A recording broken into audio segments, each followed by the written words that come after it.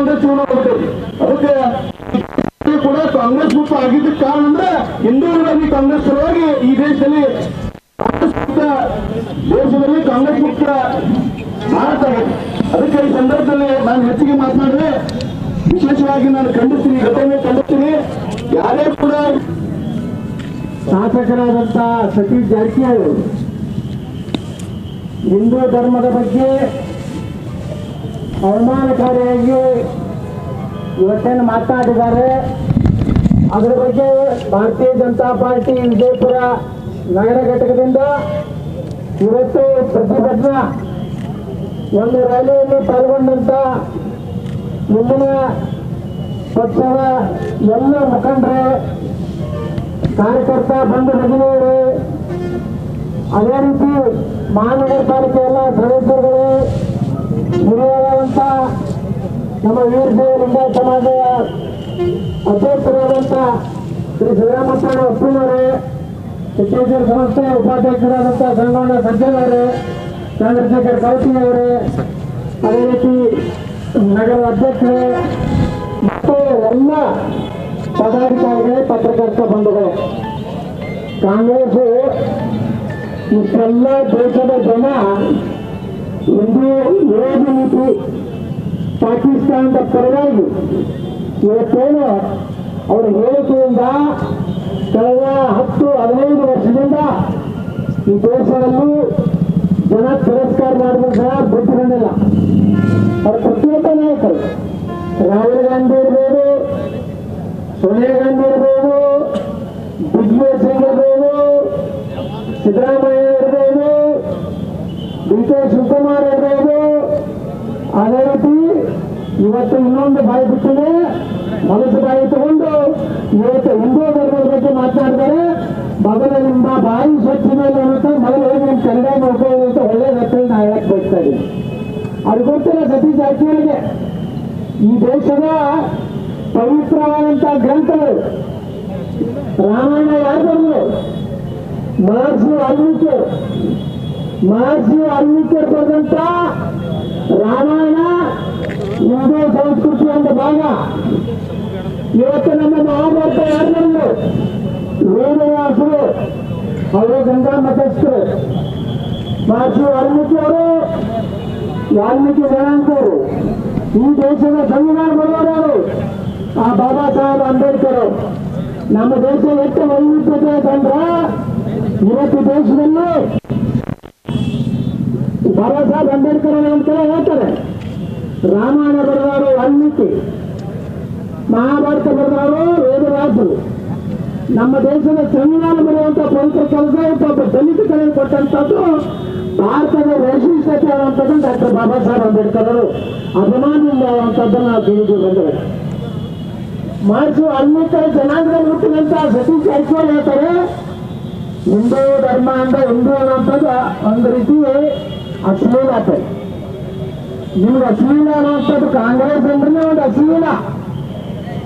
ಅದು ಕಾಂಗ್ರೆಸ್ ಅನ್ನುವಂಥದ್ದು ಒಂದು ಹೈಬ್ರಿಡ್ ತಳಿಯಲು ಅವರ ನೆರವಿನಿಂದ ಹೆಣ್ಣು ಅದಕ್ಕೆ ಅವನೇ ಯಾರು, ಅವ್ರ ಆಪ್ತರು ಮುಸ್ಲಿಂ ಬಂದವಲ್ಲ ಮೋದಿ ಕಾರ್ಯ ಇಂದಿರಾ ಗಾಂಧಿ ಯಾರು ಇತ್ತು, ಯಾರು ಬೇಕಾದ್ರು ಇವೆಲ್ಲ ನಿಮ್ಗೆ ಅಶ್ಲೀಲ ಐತಿ. ಹಿಂದೂ ಧರ್ಮದ ಬಗ್ಗೆ ನೀವು ಮಾತಾಡ್ಬೇಕಾದ್ರೆ ನಿಮ್ಮ ಪಕ್ಷದ ನಾಯಕರು ಏನೇನು ಮಾಡ್ಯಾರ, ಈ ದೇಶದ ಜೊತೆಗೆ ಹೆಂಗ ದೋಖ ಕೊಟ್ಟಾರ. ಪಾಕಿಸ್ತಾನ ಹೊರದವ್ರು ನೀವೇ, ಭಾರತವನ್ನು 3 ತುಕಡಿ ಮಾಡಿದವ್ರು ನೀವೇ. ಅವಾಗೇನು ಭಾರತೀಯ ಜನತಾ ಪಾರ್ಟಿ ಇರಲಿಲ್ಲ, ಅವಾಗೇನು ಪೊಲೀಸ್ ವರಿಷ್ಠಾಧಿಕಾರಿಗಳಿಗೆ ನಾವು ಮಾಡಿದ್ದೇವೆ. ವಿಜಯ ಹಿಂದೂ ಪದದ ಬಗ್ಗೆ ಅವಹೇಳನಕಾರಿಯಾಗಿ ಹೇಳಿಕೆ ನೀಡಿರುವ ಸತೀಶ್ ಜಾರಕಿಹೊಳಿ ವಿರುದ್ಧ ಕ್ರಿಮಿನಲ್ ಮೊಕದ್ದಮೆ ದಾಖಲಿಸುವ ಕುರಿತು ಮಾನ್ಯರೇ